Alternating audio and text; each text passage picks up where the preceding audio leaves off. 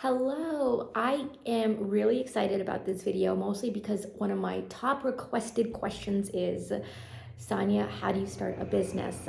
I get that all the time, and if you guys remember, then on TikTok I had started a series about how to start a business, but it landed on the FYP of some people that were just a lot more like just trolls more than wanting value from the videos. And because TikTok's videos are so short anyway, I figured, you know what, let me make longer, more insightful videos regarding this topic where I can fully cram just straight value into this and make it, lengthy enough to answer a lot of questions, make it series based off of the questions that you guys have below. So if you're watching this, drop questions, give me specifics so that I can answer them in the next video. Tell me what kind of businesses you're either in or you're wanting to start, because this is going to be basically like a free course.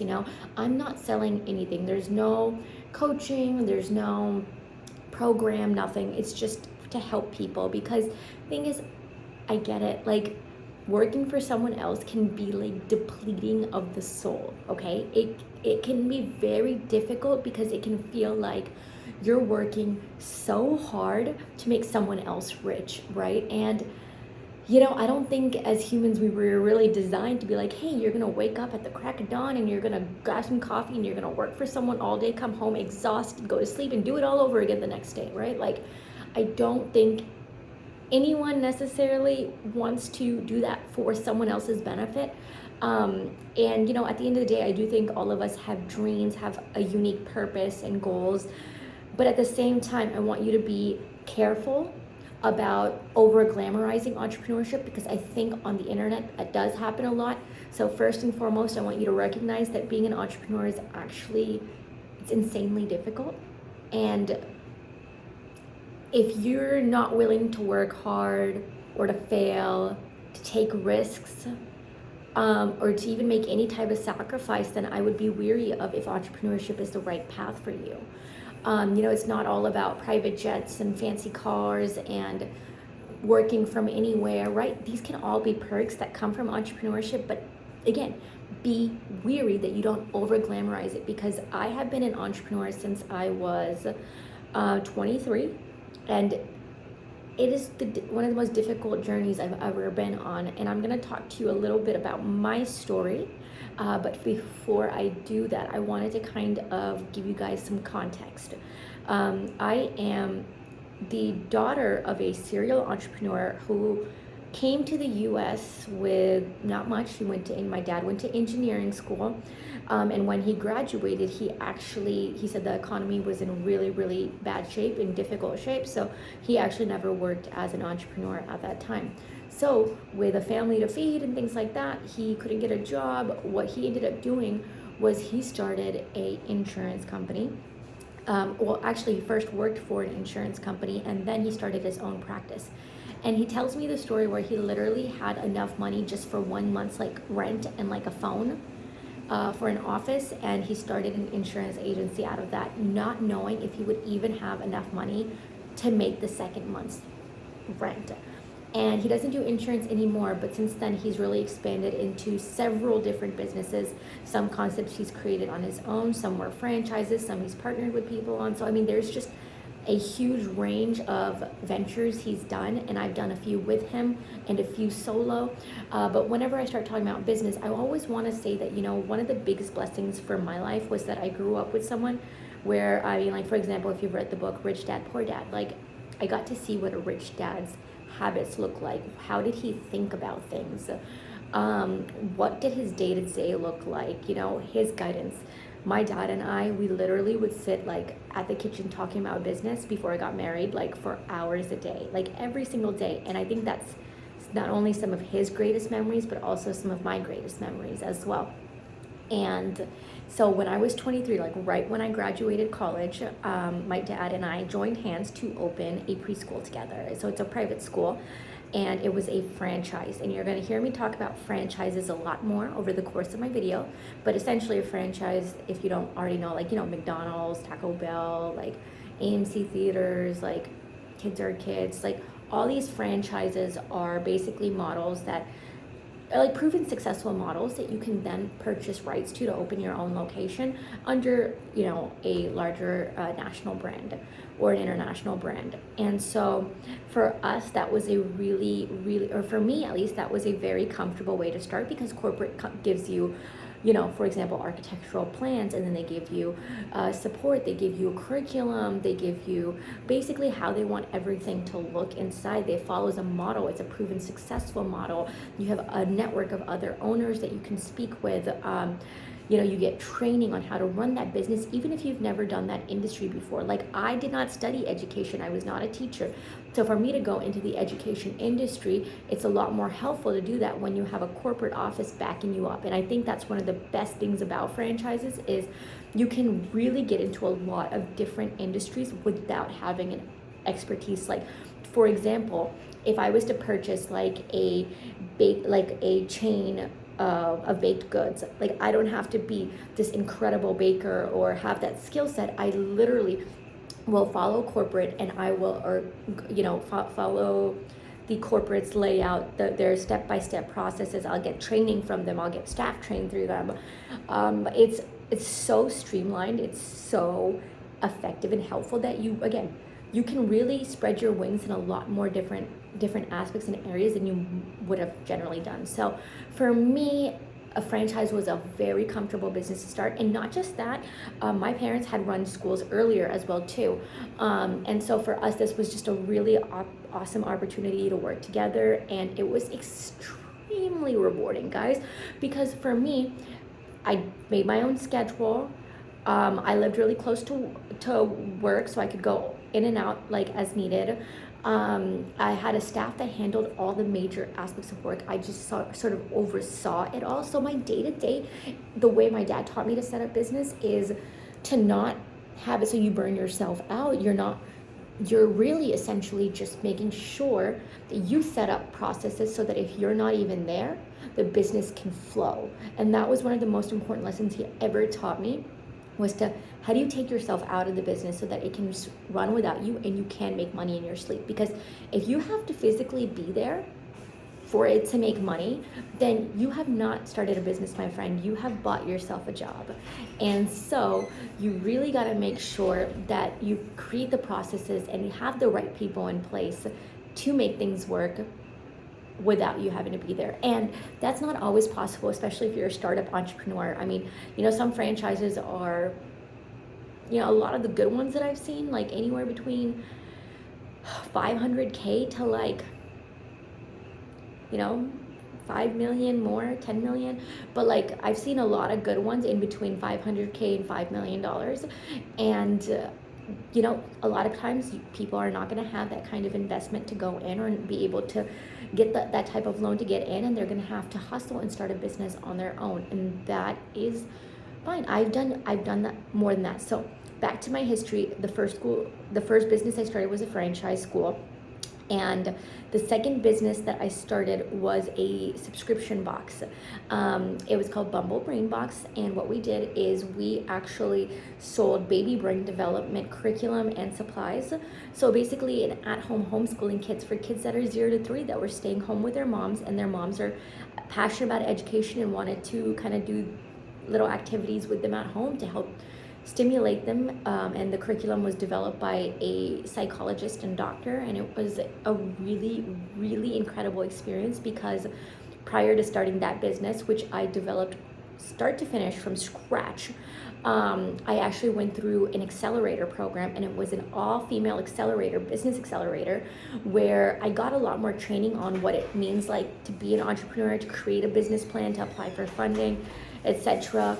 At the end of the day, I chose not to move forward with anyone else's funding. It was all self-funded, and I believe it cost me less than 10K to start that subscription box business, and eventually made over 6 figures. So that was one project. And then the third business that I started with my husband was, we purchased again another the third one was a social media business, which has evolved over time.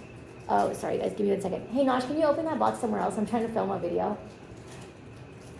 It's just making a lot of noise in the back.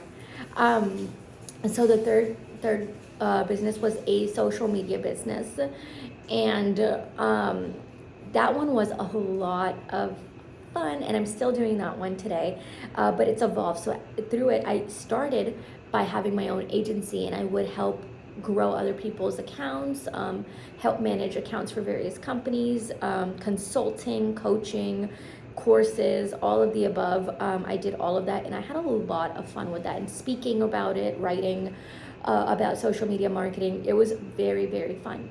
But now I feel like I've kind of gone, not feel, I really have gone to the other end of it, and I'm more of an influencer now, and a lot of my money is not through coaching or consulting now. Now it's through brand deals and ad views and things of that sort. And I'm honestly, I I'm honestly living my best life right now with this company. It's a lot of fun. It doesn't even feel like work. I like it so much. Is it one of the hardest things I've ever done? Absolutely, but it's also extremely rewarding. And the fourth business I want to mention is I actually purchased into a teeth whitening business. That was also a franchise, but unfortunately, that business was a total failure.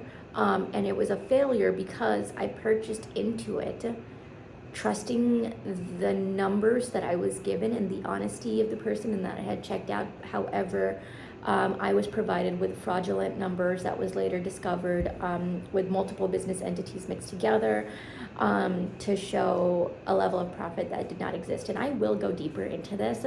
I'm just waiting for some stuff to get squared away and some things to finish up with that before I go into full detail of who this person was and what they did, because I think I need to warn people because she's done this to a couple people now. So but before diving into that, just going back, I've started 4 businesses now, and I'm actually probably going to open up my 5th one soon. It's already in the works, and I just have to register that, but I've already started to lay the foundation for that, so stay tuned.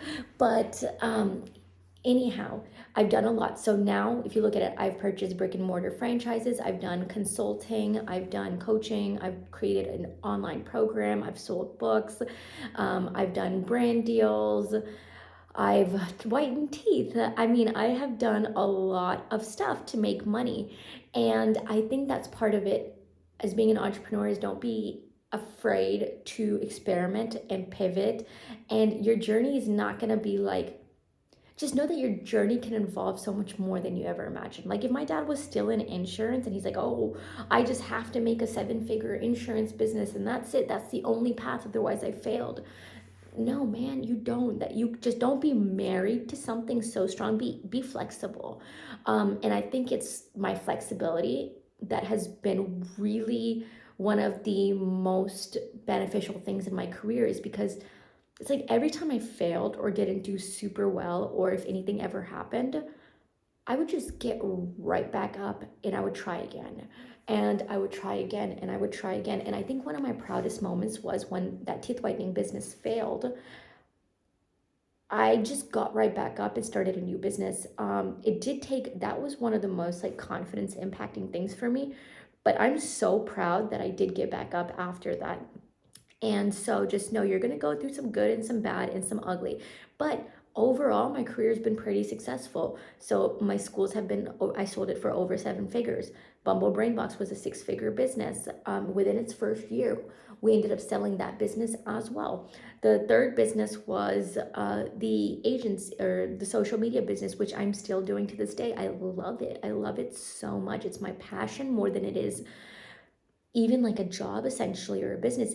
I have built a business around the things that I love most in the world, and that for me, more than money, is like the greatest thing in the world. And I'm still hustling and working hard to build an empire out of this, to continue to fatten the bottom line essentially. But for me, money's always been like secondary. It's mostly like, am I passionate and am I joyful about what I'm doing? And I think you hear entrepreneurs talk a lot about passion, and it truly is so important, because it could be years before you see money in certain areas or certain businesses. And at the end of that, you need purpose and passion to keep you going, even when it kind of feels like there is no hope, or if you're ever going through any type of struggle. That's one of the reasons. Another reason, like, why that teeth whitening business, like, I'm not into whitening teeth. I'm not, I could have revamped that business and redesigned it to create something completely new after I knew I had been scammed. But I was like, you know what, this is not an industry that I'm passionate about. This is not something that I'm willing to experiment and change up so much. But social media is. For me, social media marketing is my passion. And as a result, like, I always say this, but even if I didn't get paid, like, I would do this. It doesn't matter like, it does matter. Like, I obviously want to make money off of it, but social media for me is like, it's everything. Like, it's who I am. It's why I was put here. I love it. I can't explain. When I was little, I just knew I wanted to be somebody. And so for me, social media's kind of helped that happen. It's amplified my voice. I've loved editing. I love video creation. I love public speaking. I love making a difference. I love connecting with other individuals. And this is truly a path that allows me to do that. So if you are looking into entrepreneurship, let's first start with, what are some of the things that you love, right? Because if you can find a business around that, I mean, it's the greatest thing ever, right? My mom loved kids, and that's one of the reasons we went into preschools. It was genuinely so rewarding. And with me, like, I'm genuinely so into social media. My sister has a beauty and fashion business. She's very into it, and it's her whole world. So look at what you're passionate about, and that's a good place to start. But another place to start is, what is a problem that you can solve? Because at the end of the day, people pay for their problems to get solved. Okay, I'm hungry, I will pay for food. If I'm bored, I will pay for entertainment. Okay, I'm sick, I will pay for healthcare. I have to work and there's no place to put my kid, or no, I don't know what to do with my kid. I will pay for childcare.